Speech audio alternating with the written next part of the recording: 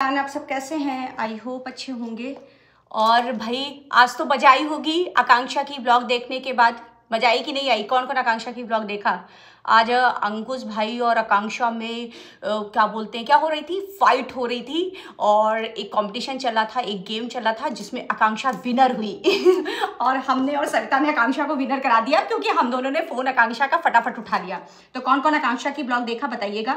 वैसे कुछ लोग मुझे कमेंट कर रहे थे कि सृष्टि दीदी आपने आकांक्षा दीदी को विनर करा दिया।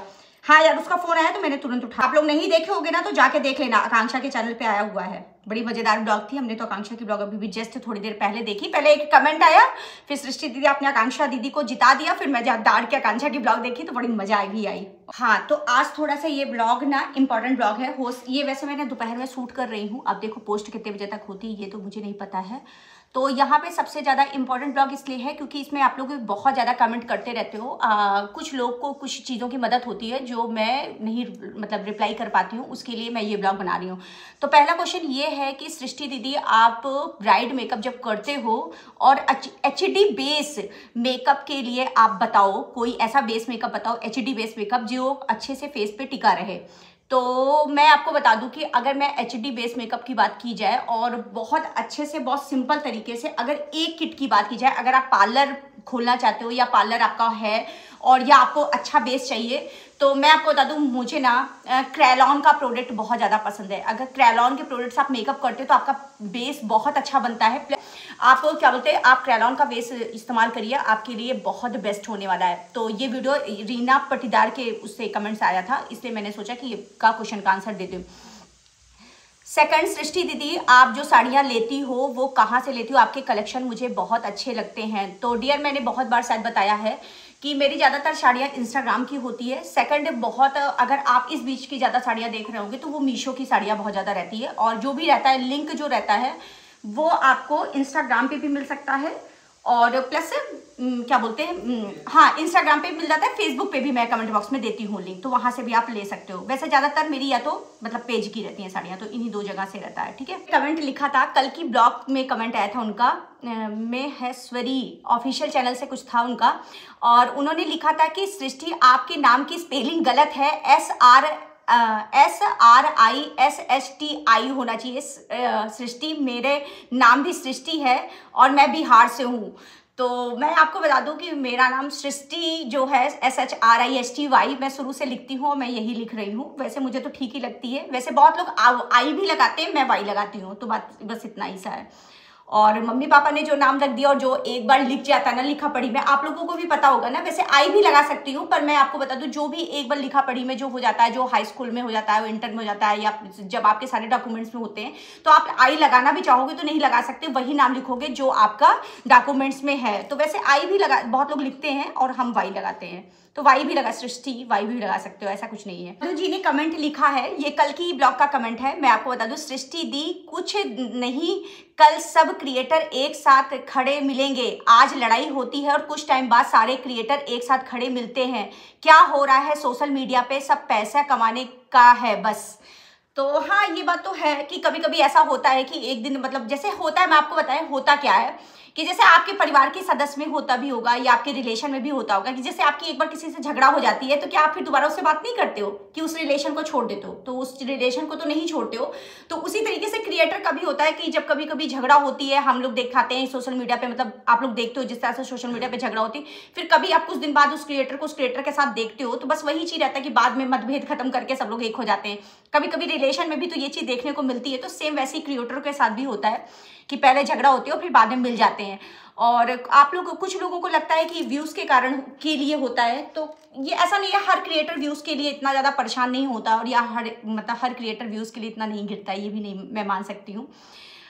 दीदी ये लिखी हैं विष्णु ऑफिशियल, आप बहुत समझदार हो दीदी और एकदम सही बोलती हो और अच्छा लगता है आपको सुनकर। आप दोनों की जोड़ी इतनी प्यारी है कि नजर ना लगे, इतना अच्छा बॉन्ड है। दिल से प्यार फ्रॉम लखनऊ। अगर आपको मेरी बात अच्छी लगे तो प्लीज़ रिप्लाई करना। तो देखिए आपकी बात मुझे कितनी ज़्यादा अच्छी लग गई है। मैं आपका पूरा ब्लॉग ही मैं आपका नाम ले रही हूँ और थैंक यू सो मच। आप लखनऊ से हैं, मैं भी लखनऊ में पैदा हुई थी। और लखनऊ मेरी फेवरेट जगह भी है, जहाँ पे आदमी को पैदा होता है, जहाँ रहता है ना, वो चीज़ उसकी फेवरेट होती है। तो थैंक यू सो मच, आप लोग मुझे इतना प्यार देते हो, प्लस आप इतनी अच्छी अच्छी दुआएं देते हो। तीसरा कि सृष्टि दीदी बुरा ना मानना, आप और भैया के बीच में एक नन्हा बिटिया होनी चाहिए। तो बुरा मानने वाली कोई बात नहीं है, मुझे पता है मेरी ऑडियंस चाहती है कि मेरी एक जनरेशन नन्ही मुन्नी बिटिया हो। अगर ऐसा कुछ हुआ तो मैं ज़रूर बताऊंगी, अब इसके बारे में मैं क्या ही बोलूँ। तो यहाँ पे एक सोनल जी कमेंट करती हैं, कहती है सृष्टि आप अपने मायके नहीं जाते हो क्या? आपको अपने मायके नहीं जाने का मन कहता है? और आप कैसे हो कि आप हमेशा अपने पति के साथ रहते हो? तो मैं आपको बता दूं कि मायके नहीं जाती हूँ, ये इसका रीज़न ये है कि मेरा मायके में मेरे अपना कोई नहीं है और मेरे मम्मी पापा नहीं है, इसलिए मैं मायके नहीं जाती हूँ। अब जब अभी आदमी के मम्मी पापा भाई बहन जब कोई है ही नहीं मायके में, तो फिर मैं मायके किसके लिए जाऊँ? तो ये चीज़ आप सोचिए। मैंने कई बार अपनी ब्लॉग में बताया, बहुत चीज़ों में बताया कि जब माँ बाप भाई बहन कोई भी मायके नहीं है, तभी तो मैं मायके नहीं जा रही हूँ। नहीं तो मैं मायके क्यों नहीं जाती? कोई भी दुनिया की कौन सी ऐसी लड़की है जो वो परमानेंट एक जगह रहना चाहती है? हमारा भी मन कहता है कि हम अपने परिवार में जाएं, अपने मायके जाएं, या हमको भी मेरा भी भाई मेरे घर पे आए, या मेरी भी बहन घर पे आए, मेरी मम्मी पापा भी घर पे आए। पर जब परिवार में कोई है ही नहीं तो मैं अपने मायके कहाँ जाऊंगी यार, ये बताइए। और शायद ये बात कई बार बताए हैं। और कुछ चीज़ें, ये चीज़ होता है ना कि आप लोग ऐसे बातें ना कह दिया करिए जो थोड़ा सा दुख होता है। तो कुछ चीज़ों से दुख होता है तो ऐसे कमेंट मत किया करिए। खासतौर से माँ बाप जिसके नहीं है ना, उनसे आप पूछिए ना कि कितना दुख होता है। हाँ, तो यहाँ पे एक लोग कमेंट लिखी हुई है कि सुमन ने कमेंट लिखा हुआ है कि सृष्टि दी आपसे मिलना है, आप सुल्तानपुर जब भी आइएगा बताइएगा। तो मैं आपको बता दूं सुमन जी, मैं शायद कितने तारीख को जाऊंगी? 23 तारीख को मैं सुल्तानपुर जाऊंगी। अगर आपको मिलना होगा तो मैं आपको बता दूंगी कि कहाँ पे मैं आ रही हूँ। एक ब्यूटी करके, मतलब मतलब वो सेमिनार टाइप का है, तो वहाँ पे मैं जा रही हूँ। अगर मैं मतलब अभी मुझे पता नहीं किस गेस्ट हाउस में है, अगर गेस्ट हाउस में मैं अगर वहाँ पे आती हूँ और जिस गेस्ट हाउस में क्लियर होता है मैं फिर आपको बता दूंगी। आप उस गेस्ट हाउस में आके मिल लीजिएगा और आपसे मिल लूँगी मैं, कोई दिक्कत नहीं है मिलने में, ऐसा कोई दिक्कत नहीं है। सृष्टि दीदी आप अपने घर का एड्रेस दो और अपने आप अपना पार्लर का भी एड्रेस दो। तो मैं आपको बता दूं कि मैं सोशल मीडिया पे घर का और पार्लर का एड्रेस नहीं देती हूँ। और पार्लर को आपने कभी भी नहीं देखा सुना होगा कि मैंने अपने पार्लर को रिवील किया है सोशल मीडिया पे। इसका रीज़न ये है कि मैं उतना ही काम ले पा रही हूँ जितना मैं कर पा रही हूँ। मेरे पार्लर में कोई और करने वाला नहीं है, मैं स्वयं से करती हूँ। इस वजह से पार्लर का एड्रेस और घर का एड्रेस रिवील सोशल मीडिया पर नहीं करती हूँ। और हाँ, बहुत लोग ये भी कमेंट लिखते हैं कि सृष्टि दीदी अपना नंबर दीजिए, तो नंबर भी रिवील नहीं करते हैं क्योंकि आप नहीं समझते, इससे मेरी पर्सनल ज़िंदगी बहुत ज़्यादा प्रभावित होती है। और पार्लर में भी हमने कभी भी आज तक अपने पार्लर का एड्रेस भी सोशल मीडिया पे नहीं बताया। मैं चाहूँ तो बता दूँ तो मेरे पार्लर में कितनी ज़्यादा भीड़ लग जाए, पर मैं अब जब कर ही नहीं सकती हूँ तो मैं अदर का लेती ही नहीं हूँ। तो इसलिए पार्लर का और घर का एड्रेस मैं सोशल मीडिया पर रिवील नहीं करती हूँ। और इसलिए जो भी पार्लर के जो कस्टमर होते हैं वो सारे पहले के ही कस्टमर हैं, उन्हीं को मैं डील करती हूँ। रुचि सक्सेना कहती हैं कि सृष्टि दीदी मैं चैनल चलाना चाहती हूँ और मैं रिएक्शन वीडियो बनाना चाहती हूँ, चैनल चलाना चाहती हूँ। सबसे सही रहता है दूसरों की धड़ी उड़ाओ और पैसे कमाओ। तो मैं आपको बता दूं, अगर रिएक्शन चैनल के बारे में मैं जितना मतलब अनुभव करती हूँ रिएक्शन चैनल के लिए, ऐसा नहीं है कि आप ये सोच रहे हो कि रिएक्शन चैनल बनाने से आप दूसरे की धड़ी उड़ाओ और पैसे कमाओ। क्योंकि आप कभी कभी देखो रिएक्शन चैनल भी आपस में आर्ग्यूमेंट कर बैठे हैं और रिएक्शन चैनल के ऊपर भी हेडेक होती है कि हमें किसके बारे में कितनी मर्यादा में बोलना है, कितना नहीं बोलना है।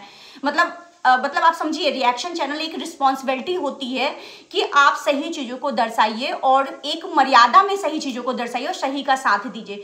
तो मुझे ऐसा लगता है आप जो कह रहे हैं कि धड़ी उड़ाओ और पैसे कमाओ, तो ऐसा नहीं मैं मानती हूँ। रिएक्शन चैनल के लिए मेरी सोच ऐसी है कि रिएक्शन चैनल पे भी अपनी एक जिम्मेदारी होती है। वो थोड़ी ना होता है रिएक्शन चैनल की मुझे किसी से रंजिश हो तो बस मैं उसी के लिए निगेटिव चीज़ें ढूंढ रही हूँ उसके चैनल से, या उससे पॉजिटिव नहीं ढूंढूंगी। तो रिएक्शन चैनल का मतलब होता है कि हम किसी चैनल को देख रहे हैं, एनालाइज कर रहे हैं, तो निगेटिव और पॉजिटिव दोनों ढूंढेंगे। तो ऐसा नहीं होता कि वहाँ पे जिम्मेदारी नहीं होती, उनके पास भी अपनी जिम्मेदारियां होती, वो गलत बोल देते हैं। तो कभी कभी ऐसा होता है ना, रिएक्शन चैनल वाले किसी के लिए गलत बोल रहे हैं, ठीक है, फिर जो सामने वाले के फॉलोअर्स होते हैं, सब्सक्राइबर होते हैं, उनको भी उल्टे सीधे गाली पड़ते हैं। तो ऐसा नहीं होता है, वहाँ पे भी अपनी एक जिम्मेदारी होती है और वो भी चलाना बहुत आसान काम नहीं है। हाँ, ये है कि अगर आप चलाना चाहते हो, एक ऑनेस्ट रिएक्शन चैनल बनाना चाहते हो, तो आप बना सकते हो बिल्कुल भी, तो उसमें कोई दिक्कत नहीं है। और दूसरी बात, एक चीज़ और है मैं आपको बता दूं कि मैं अभी तक वैसे मैंने कभी जल्दी कभी भी किसी भी चैनल को स्ट्राइक नहीं दी है, कभी कुछ नहीं दिया है। कोई मेरी वीडियो ले या कुछ भी ले तो मैं स्ट्राइक नहीं देती हूँ। ये सब चीज़ें भी मेरे अंदर बिल्कुल नहीं है कि मतलब मैं किसी को स्ट्राइक दूँ। मतलब मैं अभी तक सोशल मीडिया में, अब मैं 3 साल पूरे करने वाली हूँ 27 तारीख को दिसंबर में, और 3 साल में ऐसा कभी कुछ नहीं हुआ कि मुझे किसी को स्ट्राइक देने की ज़रूरत पड़ी हो। और इन्होंने लिखा हुआ है, भावना जी ने लिखा हुआ है, सृष्टि दीदी कोलैबोरेशन का काम कैसे मिलता है और मुझे भी कोलैबोरेशन करना है, और या क्या बोलते हैं आप लोग ब्रांड से कैसे कांटेक्ट करते हो।